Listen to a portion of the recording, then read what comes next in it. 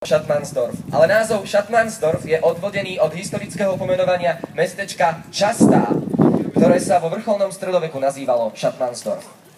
V úplných začiatkoch sa venovali organizovaniu komorných LARPov, ktoré sa neskôr posunuli na vyššiu úroveň a tieto zapracovali do fiktívneho sveta kráľovstva vína.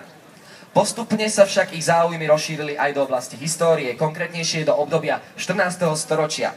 Venujú sa najmä rekonštrukciám dobových táborov a snažia sa ľuďom priblížiť život sedliaka v stredovekej spoločnosti. Schattmannsdorf.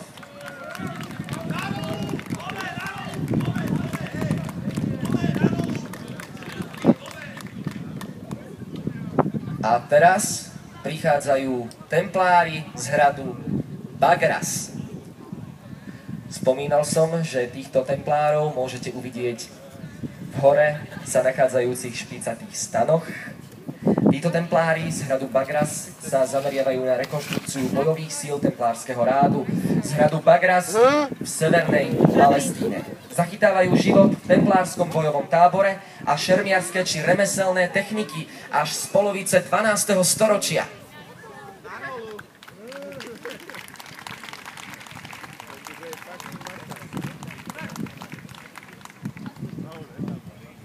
A vpred sa teraz valí a prichádza skupina Vinedy, ktorá sa zameriava na obdobie prelomu 13. a 14. storočia. Tomuto obdobiu, ako môžeme vidieť, prispôsobujú aj svoje dobové kostýmy, aj historický tábor. Ich hlavnou náplňou je streľba z dlhých anglických lukov, ktorým sa hovorí English longbows, vojenských lukov, warbows a loveckých lukov, hunter's bows. Vinedy.